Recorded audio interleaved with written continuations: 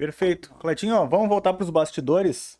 É verdade que esse rapaz jogava bola com todo mundo daquele plenário lá e Ah, uma vez ele contou dava aí. chapeuzinho, balãozinho. Jogou até com o atual presidente aí, jogava uma É mesmo, bola aí. prefeito. Como Conta é pra que- gente aí. Não, na verdade, eu sou um cara do esporte. Eu sempre fui, felizmente. Eu comecei jogando futebol de campo, futebol de salão. Na época não existia o futsal, era futebol de salão, que era aquela bola mais dura, né? Era bem pequenininha, Era bem pequenininha. pobre do goleiro. Pá! Tá, pobre do goleiro, porque era complicado.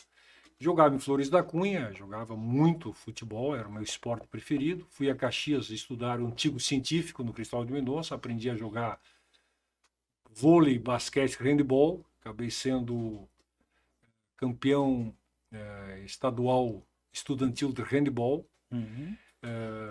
Aprendi a jogar basquete, depois joguei muito na ABB, quando fui como funcionário do Banco Brasil. Vôlei, a mesma coisa. Bom, ao longo da minha existência, eu sempre prezei muito. Até hoje eu continuo jogando futebol 7, hoje não, porque nós estamos em plena pandemia, com meus colegas do Banco Brasil. Nós temos futebol 7 lá na ABB, que é rotineiro, que hoje, obviamente, de forma um pouco mais restrita em função da pandemia. Aliás, está voltando, as regras permitem que o futebol volte. Centroavante? Eu jogava inicialmente como zagueiro, depois, lá no Independente Flores da Cunha, depois fui para o lateral esquerda, porque eu tinha boa velocidade e boa resistência física, e finalmente como centroavante. Imagina, 2 passadas, acabou o campo. E como centroavante. Mas nunca fui craque, sempre fui digamos, um peladeiro. Nada mais típica humildade, né? Humildade é bom, Aí, bom, o Congresso, até porque essa é a parte dos bastidores.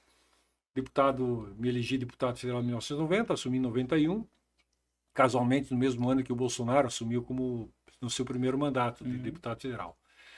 Todas as terças-feiras, depois da sessão que nós tínhamos na Câmara, porque era uma sessão da Câmara, que começava às 2 da tarde até 7, 8 da noite, normalmente, nós saímos da Câmara diretamente para o Clube do Congresso, porque em Brasília a organização lá é por clubes. Não se vive outra coisa, é por clubes. E lá tem o Clube do Congresso. Então nós íamos para o Clube do Congresso, o time dos deputados jogando contra o time dos jornalistas que cobriam a Câmara dos Deputados. Rapaz, imagine isso. Só coisa boa. Eram jogos muito bons. Então, obviamente, nós não discutimos política naquele momento. Eu fazia parte do time, o ministro Nardes, que hoje é ministro do Tribunal de Contas da União, jogava muito bem, aliás, o Jair Bolsonaro, Renildo Calheiros, que é irmão do Renan Calheiros, Renildo é do PCdoB, jogava muito bem também. Enfim, era uma pluralidade muito interessante. O presidente jogava alguma coisa? Jogava. É mesmo? Não, jogava. Olha aí. Bolsonaro jogava, mandava ver. Ele sempre teve esse tipo físico mais Histórico magro. de atleta. E jogava, realmente. E era parceiro. Por isso que eu digo para as pessoas, o Bolsonaro presidente é outro Bolsonaro. Não que em plenário ele era truculento, ele defendia... Uma vez eu paralisei uma partida, essa também é dos bastidores, é engraçado. Eu, na época, era até líder da bancada do PT.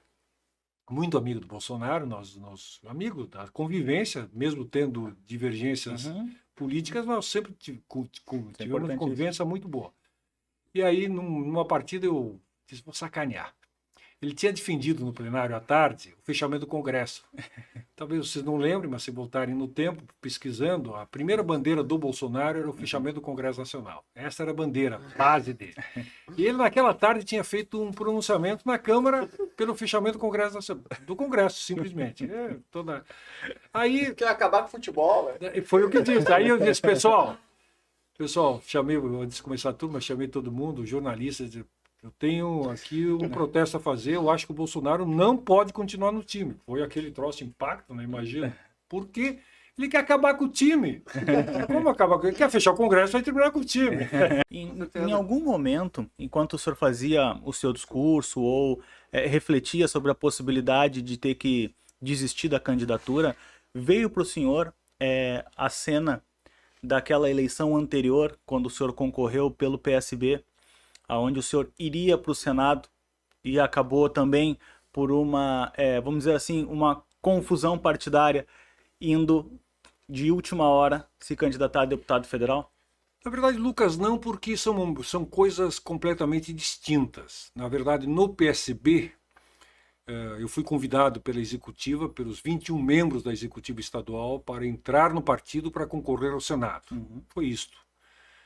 Depois houve um debate interno, enfim, e que acabou no diretório, por maioria, puxando exatamente essa possibilidade, puxando meu tapete. De forma geral. Então foi uma discussão política clara, aberta, franca.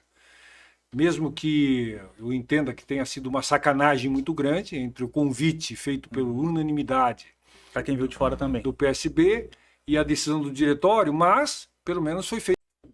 Perfeito. E a gente, Clayton tocou num assunto aqui agora que é muito interessante a gente saber dos bastidores de tudo que acontece na vida pública de todo mundo. É muito legal para quem assiste, mas para quem vive isso não é tão legal.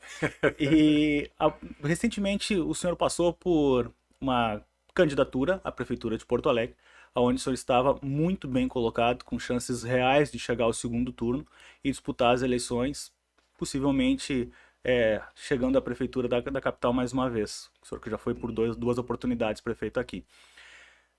Conta pra gente aquilo que é possível de contar pro pessoal que está nos assistindo também, um pouquinho dos bastidores, do que aconteceu que acabou inviabilizando o prosseguimento da candidatura. Importante essa pergunta, Lucas, porque até hoje tem gente que diz, foi falha da assessoria jurídica da coligação. Não foi falha da assessoria jurídica da coligação. Eu vou explicar por quê. Bom, para que uma candidatura seja homologada, e falo exatamente do candidato a vice, que era André Cecchini, nós tínhamos que apresentar determinados documentos à Justiça Eleitoral. Ao analisar esses documentos, a Justiça Eleitoral disse se o candidato é elegível ou não. Pois nós fizemos isso. Havia uma dúvida, que era a seguinte, o André Cecchini não constava da lista oficial do Tribunal Superior Eleitoral no último dia de filiação, que era dia 4 de abril de 2020.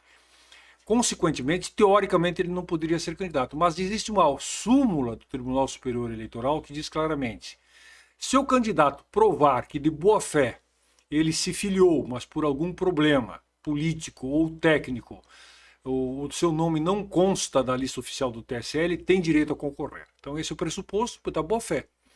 Então nós apanhamos o documento que o André Cecchini havia nos apresentado, de filiação de boa fé, no período adequado, e junto com outros documentos apresentamos a 158ª Vara da Justiça Eleitoral de Porto Alegre, que analisou os documentos e no dia 18 de outubro, ou seja, 25 dias, prestem atenção, 25 dias antes das eleições, homologou a candidatura de André Cecchini.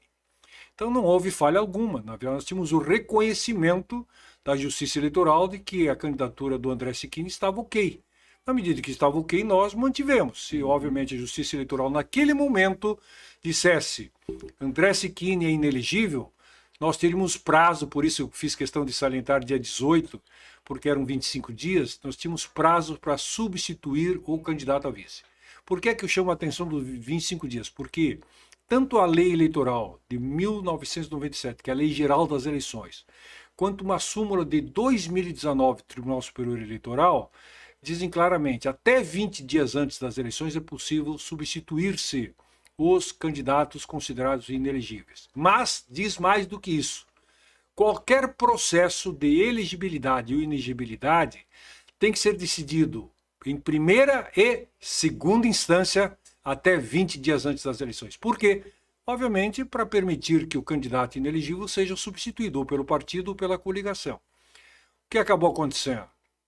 Depois de termos reconhecido e homologado a candidatura do André Cecchini, faltando 21 dias, existe um recurso, entra com recurso contra a decisão da 158ª Vara, que acaba só sendo julgada 5 dias e meio antes das eleições, no dia 15 horas da tarde, pelo Tribunal Regional Eleitoral. Ou seja, culpa do TRE, não culpa minha.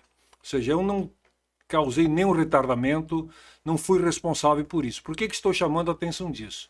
Porque na medida em que o TRE, em segunda instância, venha a considerar o André Cecchini inelegível, e tenho todo esse poder, novas provas foram apresentadas, mas como o julgamento se deu de forma intempestiva, ou seja, fora do prazo, por culpa do TRE e não por culpa minha, o TRE deveria ter autorizado a substituição do candidato a vice.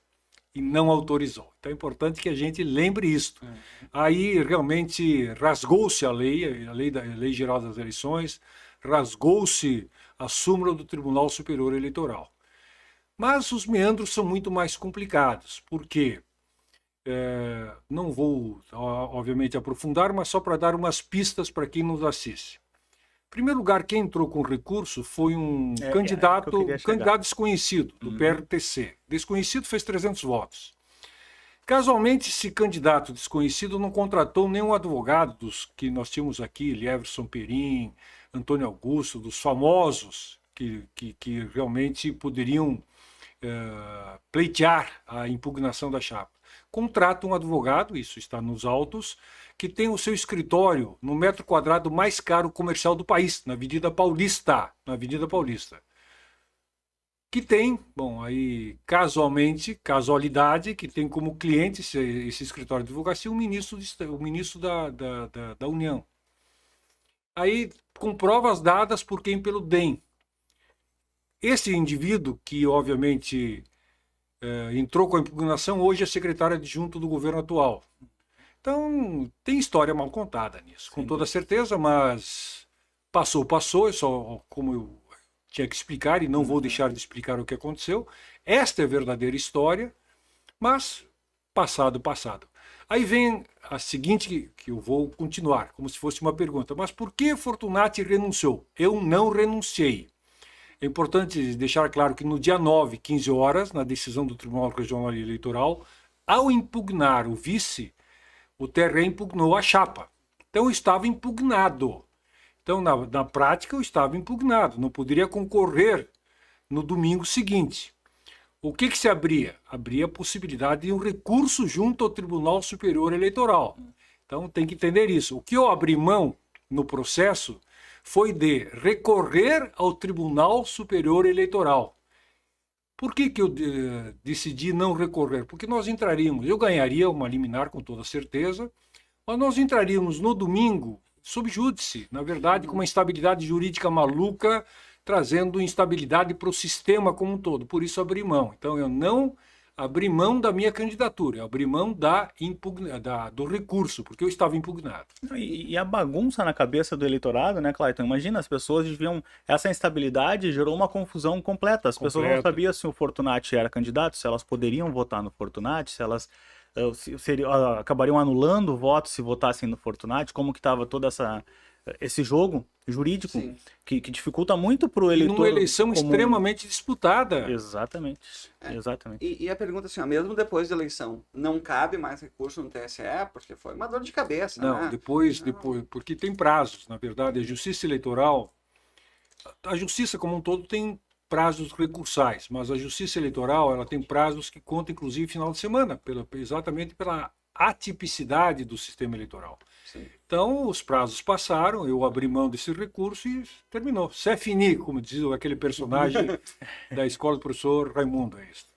Perfeito. E aí agora temos um novo passo. Novo passo. Eu, ao longo dos meus 45 anos de vida pública, levei vários tombos, para quem, obviamente, pensa um pouco a política, ninguém consegue ter sucesso sempre. Normal. Aliás, na vida pessoal, na vida de casal, na vida de empresa, como profissional, ninguém tem uma vida linear para cima. Na verdade, todos nós... Utopia, né? Na verdade, temos altos e baixos. Eu tive altos e baixos e aprendi uma coisa muito importante, especialmente nos momentos do baixo, ou seja, do tombo. Eu levei alguns tombos muito fortes. Muitos deles conhecidos pela opinião pública, por quê? Porque o meu tombo de 1,98 m acaba sendo mais conhecido. Por isso, eu aprendi que a gente, obviamente, olha para o tombo, o que aconteceu, analisa, mas não fica remoendo o tombo, não fica remoendo o passado. Usa aquilo como... Prefeito, e a experiência em Portugal? O senhor já citou um pouquinho, Como é que foi ficar esse tempo lá? O que o senhor trouxe de Conta pra gente novidade aquilo que não aí? pode contar, prefeito. Não, a gente pode começar com as teorias que vieram aí, refrescaram a cabeça. Não, na verdade, porque o que me perguntavam era o seguinte: Fortunati, tu pode fazer mestrado em ciência política no Brasil? E é verdade, eu conversei com amigos meus que são professores de ciência política, eles diziam, me desaconselhavam por um motivo muito simples. Entre onde tu entrar, em que qualquer sala do país, as pessoas vão saber quem tu é. Se não souberem no primeiro dia, vão descobrir logo em seguida. E tu vai ser o centro das atenções do debate. Então, aquilo que tu estás te propondo, de estudar, de refletir, de fazer um bom debate, tu não vai conseguir no Brasil. E eu cheguei à conclusão que eles tinham toda a razão. Pelo momento que nós estamos vivendo em 2019. Como, aliás, 2020, 2021, essa polarização extremada, onde as pessoas não estão mais debatendo, mas estão se xingando. Então eu disse, eu vou para uma sala de aula, mais vou atrapalhar do que contribuir. E eu quero aprender, eu quero contribuir. Surgiu então a ideia de ir para o exterior, primeiro Itália, porque eu tenho cidadania italiana, mas não vingou a Itália. Bom, consegui bolsa em Portugal, uma boa instituição que é especializada em ciência política, reconhecida na Europa como tal, que é o Instituto Universitário de Lisboa, que fica junto à Universidade de Lisboa, um instituto específico sobre ciência política, fantástico. Ganhei bolsa, me mandei para lá. O pessoal disse, tá maluco? Pô, você tinha 64 anos de idade, vai deixar todo mundo, tua família, tua cidade, teu estado, e vai para Portugal, morar num apartamento de 19 metros quadrados. Eu disse, pô, mas está me motivando isso. E realmente me motivou muito, foi muito importante. Claro, estranhei muito. Primeiro, por uma questão que a gente não se dá conta. Quer dizer, eu vou a Portugal. Bom, daí eu penso, português aqui no Brasil, os portugueses, eu conheço a colônia portuguesa, fantástica, são meus amigos, me acolhem com carinho, são extremamente agradáveis, são calorosos. São amigáveis, né? São amigáveis. Vai a Portugal, tu encontra, na verdade, não é o latino que tu encontra na Itália, Sim, que tu com encontra na certeza. Espanha, que fica colado.